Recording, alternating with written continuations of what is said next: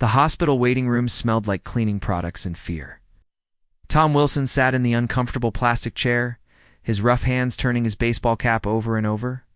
He'd been a construction worker for 23 years, and his hands showed every day of it. Cuts, scars, and calluses told the story of a man who built things with his bare hands. The doctor's office was small and cramped. Dr. Martinez had been his family doctor for years. But today she looked different. Her usual smile was missing, and she kept looking at the papers on her desk instead of at him. Tom knew something was wrong before she even opened her mouth. "Tom, I need to talk to you about your test results," she said quietly. Her voice was gentle, like she was talking to a scared child. "The stomach pain you've been having, we found something." Tom's heart started beating faster. He'd been ignoring the pain for months, thinking it was just stress from work. His wife, Linda, had been nagging him to see a doctor, but he kept putting it off. Men like him didn't run to doctors for every little ache and pain. "What kind of something?" he asked, trying to keep his voice steady. Dr. Martinez took a deep breath. "You have cancer, Tom. It's in your pancreas, and it's spread to your liver. I'm not going to lie to you. This is serious. Very serious."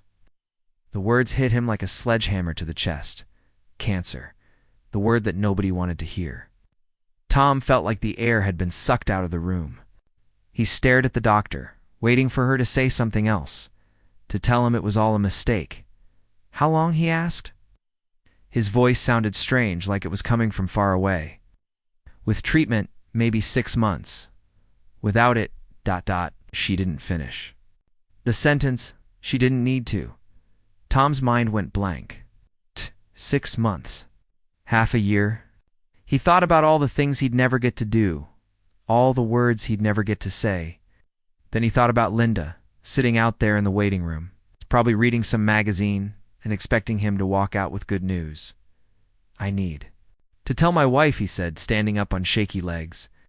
"Tom, there are treatments we can try. Chemotherapy, radiation. You can fight this." He nodded, but he wasn't really listening anymore. All he could think about was Linda's face when he told her. They'd been married for 18 years, and she'd stuck by him through everything. The drinking problem he'd had in his 30s, the time he lost his job and couldn't find work for 6 months. The fights they'd had when money was tight and the bills kept coming. Walking back to the waiting room felt like walking through water. Everything seemed slow and strange. Linda looked up when she saw him coming, and her smile faded when she saw his face. "What did the doctor say?" she asked, standing up and grabbing his arm. "We need to talk. Not here." His voice was barely a whisper. They drove home in silence.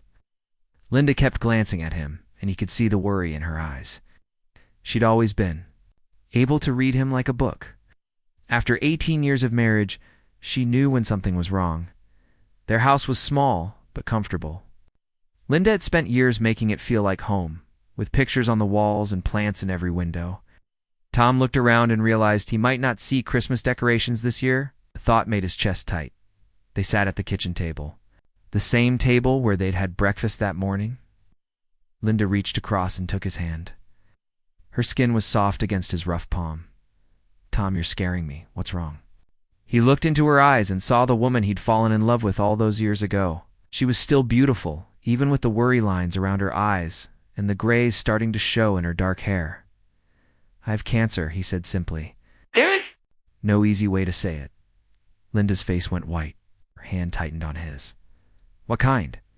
"Pancreatic. It's bad, Linda. Real bad." She was quiet for a long moment, just staring at him. Then the tears started.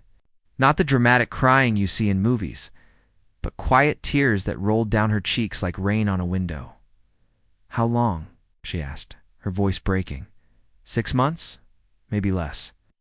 Linda stood up suddenly, knocking over her coffee cup. The brown liquid spread across the table, but neither of them moved to clean it up. She walked to the window and stood there with her back to him, her shoulders shaking. "I can't do this," she said finally. "I can't watch you die." The words hung in the air between them like a physical thing. Tom had expected her to be strong, to fight with him, to refuse to give up. Instead, she was falling apart, and he didn't know how to help her. double quotes, Linda dot dot dot. At. She turned around, and her face was different. Angry. You knew, didn't you? You knew something was wrong, and you waited. You waited too long. Thought it was just stress from work. I didn't know dot dot, you never know, she shouted. You never pay attention to anything. You'd ignore problems until they go away or get so bad you can't ignore them anymore. Well, this one isn't going away, Tom. This one is going to kill you. He sat there and took it because he knew she was right. He'd always been the kind of man who fixed things with his hands, who believed that if you worked hard enough, you could solve any problem. But this wasn't something he could fix with tools and sweat.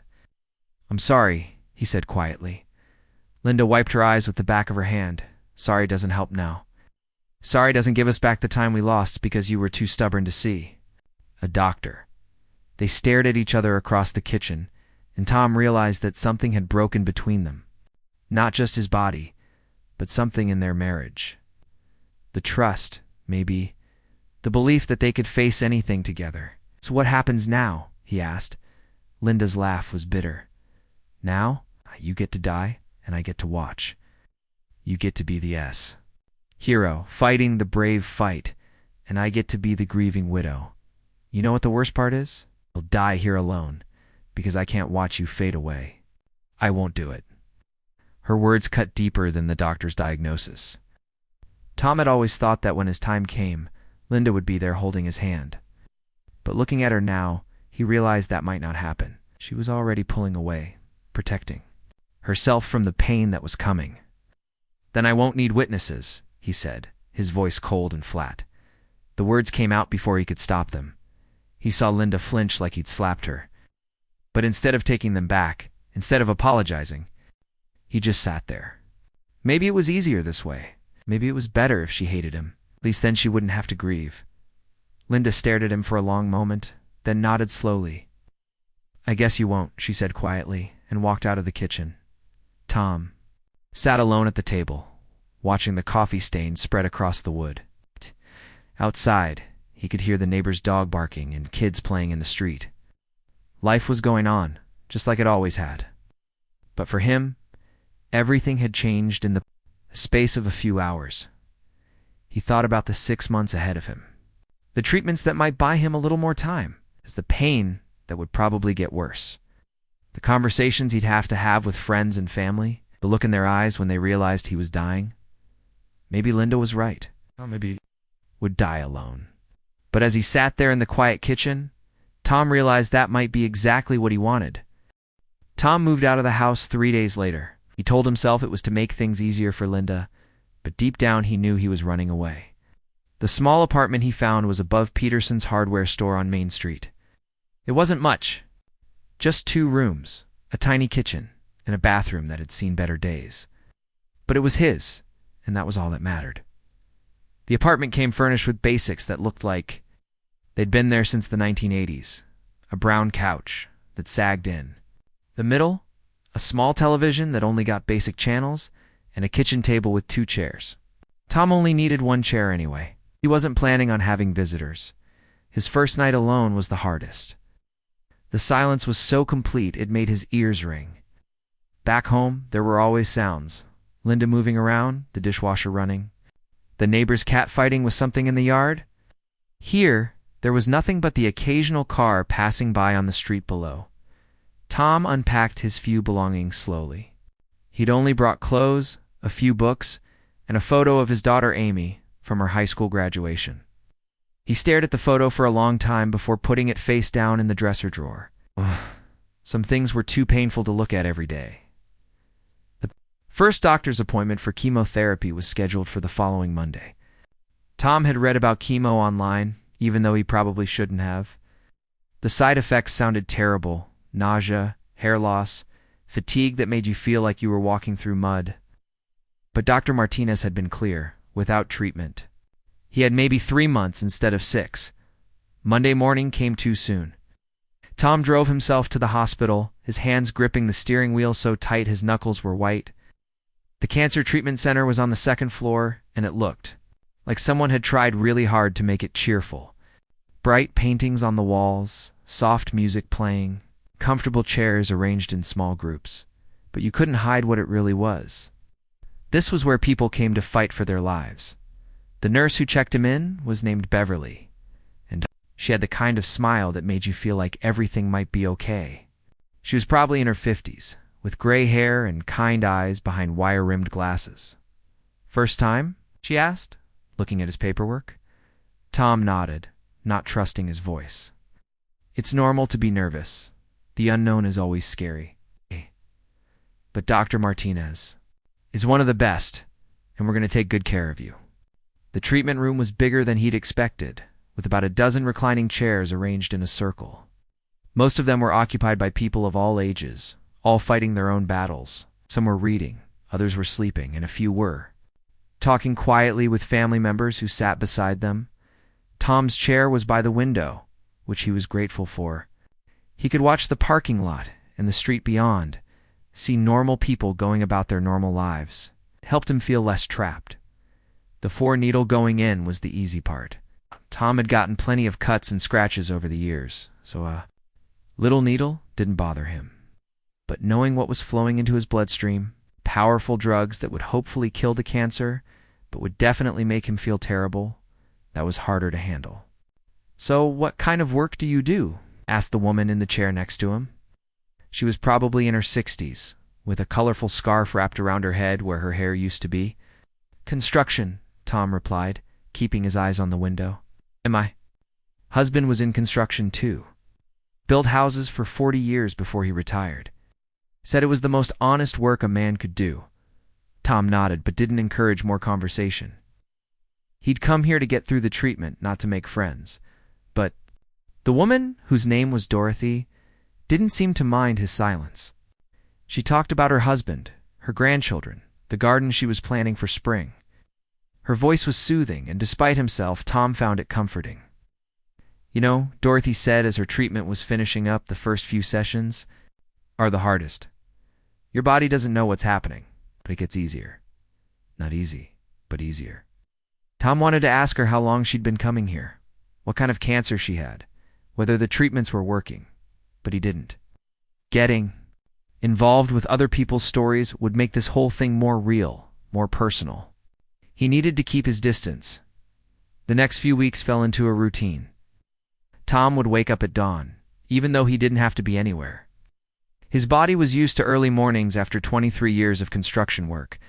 He'd make coffee and sit at his small kitchen table, watching the town wake up below his window.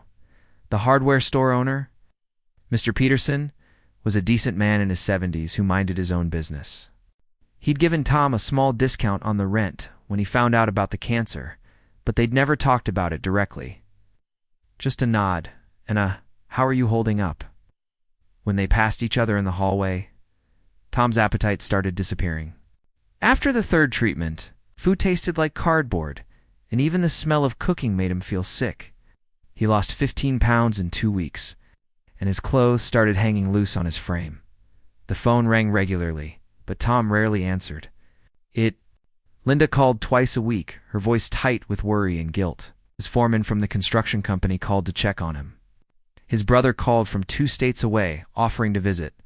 Tom let them all go to voicemail. He saved the messages, but never returned the calls. What was the point? They'd want to know how he was feeling, and he didn't want to lie. They'd want to help, and he didn't want their help. They'd want to talk about the future, and he didn't have much of one. The worst call came from Amy, his daughter. She was 22 and in her final year of college, studying to be a teacher. Her voice on the voicemail was shaky, like she'd been crying. "Dad, Mom told me about the cancer. I know you and Mom are having problems, but I need to see you. I'm coming home this weekend. Please call me back." Tom played the message 3 times, memorizing the sound of her voice. Amy had always been Daddy's little girl, following him around construction sites when she was small, asking endless questions about how things were built. She'd grown up to be smart and kind, everything a father could want in a daughter. But he couldn't let her see him like this. He's thin and pale, weak from the treatments, living in a run-down apartment above a hardware store. That wasn't how he wanted her to remember him. The 4th week of treatment was the hardest yet. Tom's hair started falling out in clumps, and he finally gave up and shaved it all off. The man looking back at him in the bathroom mirror was a stranger, gaunt, bald, with dark circles under his eyes. Dorothy noticed the change immediately when he sat down for his next treatment. "You look tired," she said gently. "I am tired," Tom admitted.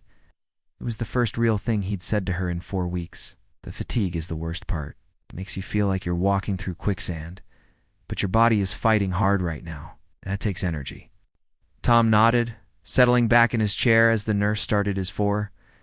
Through the window, he could see people hurrying along the sidewalk, bundled up against the cold. Winter was coming, and he wondered if he'd see spring.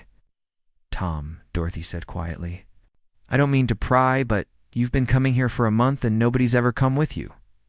Don't you have family?" The question hung in the air between them. Tom could have ignored it, the way he'd ignored so many other attempts at conversation. But something about the way she asked it, without judgment, just genuine concern, made him answer. "I have a wife and a daughter," he said, his voice rough. "But I don't want them to see me like this. I don't want them to remember me as the sick guy who couldn't take care of himself." Dorothy was quiet for a moment, looking at her hands folded. In her lap, "You know what my biggest regret is? I wasted 2 months after my diagnosis trying to protect my family from the truth. I thought I was being strong, but I was just being scared. Those 2 months, we could have been making memories. Instead, we were all just pretending everything was normal." Tom wanted to tell her it was different for him, that he was doing the right thing by staying away. But the words wouldn't come. Deep down, he knew she was right. He was scared. Scared of being weak, scared of being a burden, scared of saying goodbye. As the treatment finished and he got ready to leave, Dorothy touched his arm gently. "Think about it," she said. "That's all I'm asking. Just think about it." Tom drove home through the darkening streets, her words echoing in his mind. Back in his apartment, he sat in his chair by the window and watched the lights come on in the houses. Below, behind those windows, families were having dinner together, helping kids with homework. Talking about their days, he picked up his phone and scrolled through the missed calls. 15 from Linda, 8 from Amy, 6 from his brother. To people cared about him, who wanted to be part of his fight. But Tom wasn't ready to let them in. Not yet. He was still convinced that facing this alone was the right choice, the strong choice. He didn't realize that sometimes the strongest thing you can do is admit you need help. It was a Tuesday morning when Tom's carefully built walls of isolation started to crack. He'd been living above the hardware store for 6 weeks now, and his routine had become as rigid as clockwork. Wake up at dawn, make coffee, sit by the window, go to treatment when needed, come home, eat very little, and go to bed early. But this Tuesday was different. Someone was knocking on his door. Tom looked through the peephole and saw Mrs. Chen, the elderly woman who lived in the apartment across the hall. She was probably in her 70s, with silver hair pulled back in a neat bun and kind eyes behind wire-rimmed glasses. They'd passed each other in the hallway maybe a dozen times, exchanging polite nods but never really talking. "Mr. Wilson," she said when he opened the door. "I brought you some soup." She was holding a large pot that smelled amazing, like herbs and vegetables, and something that reminded him of his grandmother's kitchen. Tom realized he hadn't smelled anything that good in weeks. "That's very kind of you, Mrs. Chen, but I'm not really hungry these days." "I know about the cancer," she said simply. "Mr. Peterson told me, and I know you're not eating enough. I can hear your footsteps at night. They're getting lighter." Tom was surprised. He'd thought he was invisible in this building, just another tenant who kept to himself. But apparently, people had been noticing him more than he realized. "I really appreciate the gesture. But when did you last eat a real meal?" Mrs. Chen interrupted, pushing past him into his apartment. "Not crackers or toast, but actual food." Tom couldn't remember. Everything had tasted like cardboard for weeks, and eating had become more of a chore than a pleasure. He watched as Mrs. Chen set the pot on his stove and began looking through his kitchen cabinets. "Just as I thought," she said, shaking her head. "Nothing but crackers and canned soup. This is not how you fight cancer." She heated up the soup and placed a bowl in front of him at his small kitchen table. Then she sat down across from him, folding her hands and waiting. Tom realized she wasn't going to leave until he ate something. The first spoonful was a revelation. The soup was rich and flavorful, with chunks of chicken and vegetables that actually tasted like something. Tom found himself eating more than he had in days, while Mrs. Chen watched with approval. "My late husband had cancer too," she said quietly. "Lung cancer. Tried to do the same thing you're doing, push everyone away, handle it all alone. Very stubborn man." Tom looked up from his soup. "What happened to him?" "He died," Mrs. Chen said matter-of-factly. "But not from cancer. He died from loneliness. The cancer took 2 years to kill him, but the loneliness nearly killed him in 6 months." Her words hit Tom harder than he expected. He'd been thinking about his isolation as strength, as protecting the people he loved. But maybe he was just protecting himself. "I'm not good at this," Tom said, gesturing vaguely at his small apartment. "I don't know how to be sick. I don't know how to need help." Mrs. Chen nodded. "My husband said the same thing. He spent his whole life fixing things, building things, taking care of everyone else. When he couldn't do that anymore, he felt useless." "That's exactly how I feel," Tom admitted. "Like I'm broken and can't be fixed." "You know what I told him?" Mrs. Chen asked. "I told him that sometimes the strongest thing you can do is let other people take care of you. It takes courage to be vulnerable." Over the next few days, Mrs. Chen became a regular visitor. She'd bring soup or tea, and they'd sit at his kitchen, table talking about everything and nothing. She told him about her life in Taiwan before moving to America, about her late husband who'd been a professor, about her daughter who lived in California and called every Sunday. Tom found himself looking forward to her visits. Mrs. Chen had a way of making conversation feel natural and comfortable. She didn't ask too many questions about his illness or try to give him advice about things she didn't understand. She just listened. "You know," she said one afternoon while they were drinking tea, "my husband was also too proud to call his family when he got sick. He thought he was protecting them." "From pain, weren't you?" I asked. Mrs. Chen shook her head. "We were protecting ourselves from their pain. There's a difference. When you love someone, you want to be there for their hardest moments. By pushing them away, we were taking that choice away from them." But Tom had never thought about it that way. He'd been so focused on not wanting Linda and Amy to see him weak that he hadn't considered what they might want. "But what if I die anyway?" he asked. "What if all this treatment doesn't work? Then they'll have watched me suffer for nothing. And what if you live?" Mrs. Chen countered. "What if you beat this thing, but you've spent months isolated from everyone who loves you? What if you miss out on time you could have had together?" That evening, Tom sat by his window thinking about what Mrs. Chen had said. Down on the street, he could see families walking together, couples holding hands, kids playing on the sidewalk. Life was happening all around him, but he was watching it through glass. His phone buzzed with a text message from Amy Dad. "I'm coming home this weekend whether you like it or not. We need to talk." Tom stared at the message for a long time. Part of him wanted to text back and tell her not to come, that he was fine and didn't need visitors. But a bigger part of him, the part that had been growing stronger since Mrs. Chen started visiting, wanted to see his daughter more than anything. The next morning, Mrs. Chen knocked on his door earlier than usual. She was carrying a chess set. "My husband taught me to play 40 years ago," she said, setting up the board on his kitchen table. "I thought you might like to learn." Tom had never been much for games, but he found himself drawn to the strategy involved in chess. Each piece had its own way of moving, its own strengths and weaknesses. It reminded him of construction work, where every beam and nail had its place in the bigger structure. Mrs. Chen was a patient teacher, explaining the rules slowly and not getting frustrated when Tom made obvious mistakes. They played for hours, with Mrs. Chen winning every game but Tom gradually getting better. "You know," she said as she captured his queen for the 3rd time, "chess teaches you something important about life. Sometimes you have to sacrifice something valuable to protect what matters most." Tom studied the board, thinking about her words. "What if you don't know what matters most?" "Then you figure it out before it's too late," Mrs. Chen said simply. That afternoon, Tom did something he hadn't done in weeks. He picked up his phone and dialed Linda's number. His hands were shaking as he listened to it ring. "Tom." Linda's voice was surprised, hopeful, and worried all at once. "Hi," he said, his voice barely above a whisper. "I was wondering." "You like to come over for dinner tonight? Mrs. Chen made soup, and there's enough for 3 people." There was a long pause on the other end. Tom could hear Linda breathing, could almost hear her thinking. "I'd like that," she said finally. "Like that very much." After they hung up, Tom sat in his chair, feeling something he hadn't felt in months. Hope. Maybe Mrs. Chen was right.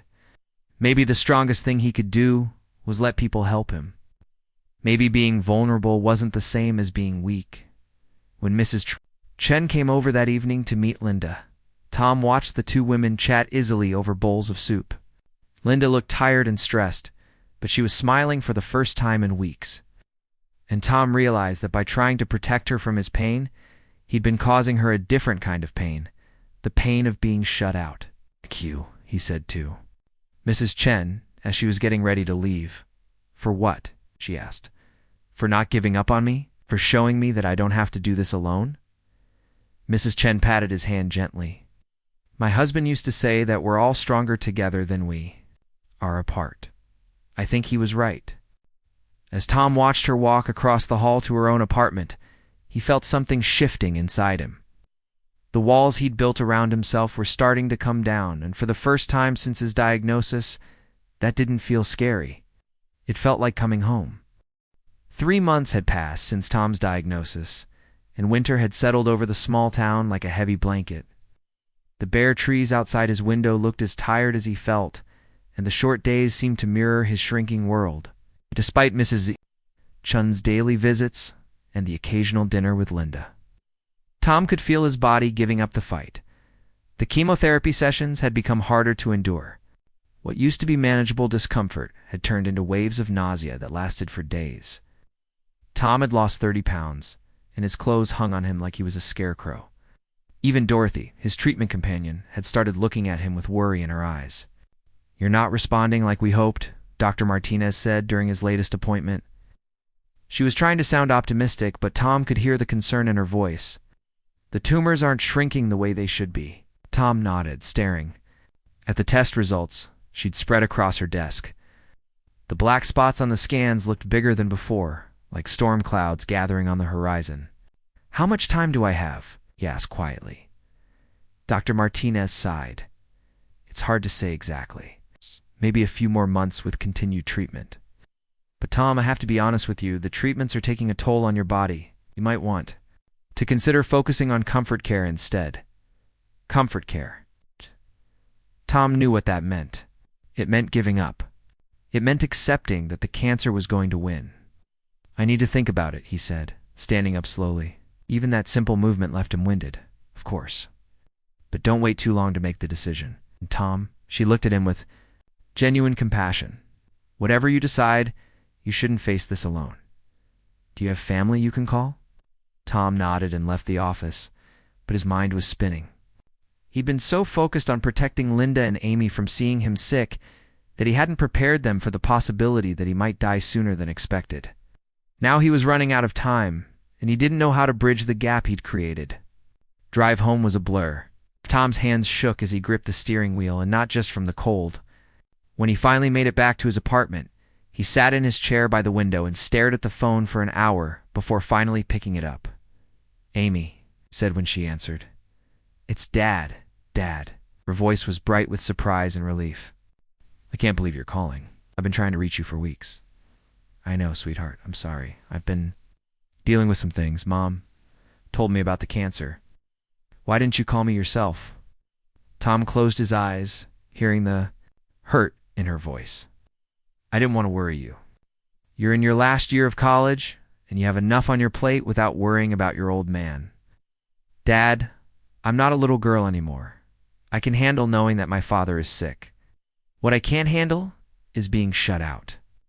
Her words hit him like a physical blow. Tom had thought he was being strong, being protective.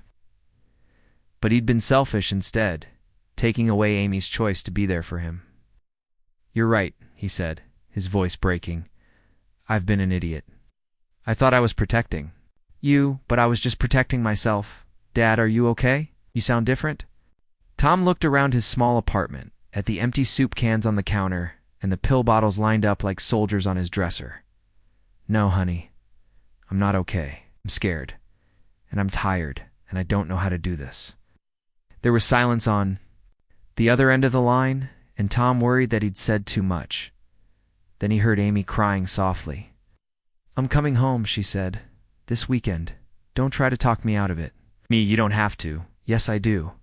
I should have come home months ago. I should have been there for you from the beginning. After they hung up, Tom sat in the growing darkness of his apartment, feeling a mixture of relief and terror. Amy was coming home, which meant he'd have to face the look in her eyes when she saw how much he'd changed. But for the first time in months, he also felt like he wasn't carrying this burden alone. The next morning, Mrs. Chen knocked on his door earlier than usual. She took one look at his face and knew something had changed. What? News from the doctor? She asked, setting down her usual offering of tea. Tom nodded, unable to speak for a moment. The treatments aren't working. The cancer is spreading faster than they can stop it. Mrs. Chen sat down across from him, her weathered hands folded in. Her lap. I'm sorry, Tom. I know this isn't what you wanted to hear. I called Amy last night, Tom said. She's coming home this weekend. That's good. That's very good, is it? She's going to see me like this, sick and weak and giving up. That's not how I want her to remember me. Mrs. Chen was quiet for a long moment, stirring her tea thoughtfully. You know what I remember most about my husband's last months? Not how he looked or how tired he was. I remember the conversations we had, the stories he told me about his childhood, the way he held my hand when he was scared. Those are the memories that matter. But I don't know what to say to her. I don't know how to be a father to a dying man. You don't have to be anything other than yourself, Mrs. Chen said gently. Amy loves you, not the idea of you. She wants to be with her father, whatever condition he's in. That afternoon, Tom did something he hadn't done in weeks. His apartment. He threw away the empty cans and bottles, washed his dishes, and tried to make the place look less like a sick man's hideout. He even walked down to the hardware store and bought a small bouquet of flowers from the display near the register. These are nice, Mr. Peterson said, wrapping them in paper. Special occasion? My daughter's coming to visit, Tom said, and realized it was the first time he'd smiled in days. Friday evening came too quickly. Tom stood by his window, watching for Amy's car in the street below. When he finally saw her small blue sedan pull up, his heart started racing. She looked so young climbing out of the car, bundled up in a winter coat that was too big for her. Tom opened his door before she could knock. For a moment, they just stared at each other. Amy's eyes filled with tears as she took in his appearance. The weight loss, the pale skin, the way his clothes hung loose on his frame. Dad, she whispered, and then she was in his arms, holding him tight like she used to when she was little and had scraped her knee. I'm sorry, Tom said, his voice muffled against her hair. I'm so sorry for pushing you away. They spent the evening talking like they hadn't talked in years. Amy told him about her classes, her friends, her plans for after graduation. Tom found himself sharing stories about his own childhood, about meeting her mother, about the day she was born. I was so scared when you came into the world, he admitted. You were so small, and I had these huge hands that were used to handling power tools and lumber. I was afraid I'd break you, Amy laughed, wiping tears from her eyes. You never broke me, Dad. You made me strong. I don't feel very strong right now, Tom said. You called me, Amy said simply. After months of trying to handle this alone, you called me. That takes strength. As the evening wore on, Tom felt something he hadn't felt in months. Peace. Having Amy there, seeing the love in her eyes instead of the pity he'd been afraid of, made him realize that his fears had been worse than the reality. Dad, Amy said, as she was getting ready to leave for her hotel, I know you're scared about what's coming, but you don't have to face it alone anymore. I'm here, and Mom's here, and we're going to get through this together. Tom nodded, not trusting his voice. As he watched her drive away, he realized that Mrs. Chen had been right all along. The strongest thing he could do was let the people who loved him be there for him. He'd wasted so much time trying to protect them from his illness that he'd almost missed the chance to say goodbye properly. For the first time since his diagnosis, Tom felt ready to face whatever came next, not because he was brave, but because He finally understood that he didn't have to be brave alone. 2 weeks after Amy's visit, Tom made the hardest decision of his life. He stopped the chemotherapy treatments. The cancer was winning, despite all the medicine, and the treatments were making him too sick to enjoy whatever time he had left. Dr. Martinez understood his choice and helped him set up home care for his final weeks.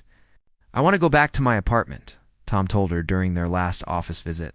"I want to be in my own space. Are you sure? The hospital has better facilities, and we can manage your pain more effectively here." Tom shook his head. "I've spent enough time in hospitals. I want to look out my window and see the street. I want to hear normal life happening around me." Dr. Martinez nodded, understanding in her eyes. "We'll make sure you're comfortable, Tom. You fought hard. Don't let anyone tell you otherwise." The apartment above the hardware store became Tom's final home. But it was nothing like the isolated place it had been months earlier. Mrs. Chen had quietly organized something beautiful, a network of people who cared about him. Even though he'd tried so hard to push everyone away, Amy took a leave of absence from college and moved into the small apartment. She set up a makeshift bedroom on the couch and insisted it was comfortable, even though Tom knew it wasn't. Every morning, she'd make him breakfast and sit with him while he ate, talking about anything and everything except the obvious. "You don't have to do this, sweetheart," Tom said one morning, watching her fold his laundry with the same care she'd once put into her school projects. "Yes, I do," Amy replied simply. "It's not because I have to, but because I want to. This is where I need to be." Linda started coming by every day before work. She'd bring fresh coffee and the newspaper, and they'd sit at the kitchen table like they used 2 years ago. The anger between them had faded into something softer. Not quite forgiveness, but understanding. "I'm sorry I said those things," Linda said one morning, her hand covering his across the table. "About you dying alone. I was angry and scared, and I took it out on you." "You weren't wrong," Tom said. "I was planning to die alone. I thought it was the right thing to do." "We both made mistakes," Linda said quietly. "But we're here now. That's what matters." The guys from Tom's old construction crew started taking turns visiting in the evenings. They didn't talk about the cancer or try to cheer him up with false optimism. Instead, they told stories about job sites they'd worked together, about the time Rodriguez fell off a ladder into a mud puddle, about the house they'd built for the widow whose husband died in Afghanistan. "Remember that kitchen renovation we did for the Johnson family?" asked Pete, Tom's old work partner. "You spent 3 days trying to get that cabinet door to hang perfectly straight." Tom smiled, remembering. "Mrs. Johnson kept bringing us sandwiches and apologizing for the mess." "You never did anything halfway," Pete said, "even when it drove the rest of us crazy." These evening visits became something Tom looked forward to. The men would sit around his small living room, drinking beer and talking about work, sports, and life. They treated him like he was still part of their crew, still the Tom they'd known for 20 years, Beverly. The nurse from the treatment center stopped by twice a week to check on him. She'd become more than just a medical professional. She was a friend who understood what he was going through. "You look good," she said one afternoon, checking his blood pressure. "Not medically good, but peaceful. That's important." "I feel more like myself than I have in months," Tom admitted. "Even though I'm sicker than I've ever been," Beverly nodded. "Sometimes letting people take care of you is the best medicine there." Mrs. Chen continued her daily visits, bringing soup and playing chess with Tom. Their games had become slower and more thoughtful as Tom's energy decreased. But they still played every day. The chessboard had become a constant in his life, a small island of normalcy in the chaos of dying. "You're getting better at this," Mrs. Chen said one evening, studying the board. "You almost beat me yesterday. Almost only counts in horseshoes." Tom replied, moving his knight. "But I'm learning to think ahead to see the bigger picture." "Chess teaches patience," Mrs. Chen said, "and acceptance. Sometimes you have to sacrifice pieces to win the game." "What if you can't win?" Tom asked. Mrs. Chen smiled. "Then you play with dignity until the end." The most surprising visitors were people Tom barely knew. Mr. Peterson from the hardware store brought him books and magazines. The lady from the grocery store sent homemade cookies. Even Father Williams from the Catholic Church down the street stopped by, not to talk about religion, but just to check on him. "I didn't know so many people cared," Tom said to Amy one evening as they watched the sunset from his window. "People always cared, Dad. You just weren't ready to let them show it." As the weeks passed, Tom's world got smaller, but somehow it felt fuller than it had in years. He spent most of his time in the chair by the window, watching the street below and the people who had become his unexpected family. Linda started staying overnight sometimes, sleeping in the spare chair beside his bed. Amy never left his side. Mrs. Chen would arrive each morning with tea and quiet conversation. The cycle of visitors continued, each person bringing their own small gift of presents. "I was wrong," Tom said to Linda one night, when the pain was particularly bad and sleep wouldn't come. "It's that thing I said about not needing witnesses. I was wrong about everything." Linda squeezed his hand. "You weren't wrong. You were scared. We all were." "I thought being alone made me strong," Tom continued. "But having all of you here letting you see me like this, that's the strongest thing I've ever done." Morning. Tom woke up to find Amy reading in the chair beside his bed and Mrs. Chen setting up the chessboard at his bedside table. Through the window, he could see spring starting to show itself in the small green buds on the trees. "One more game?" Mrs. Chen asked, and Tom nodded. They played slowly, carefully, neither of them in any hurry to finish. Tom could feel his strength leaving him, but he also felt something else, a deep sense of peace.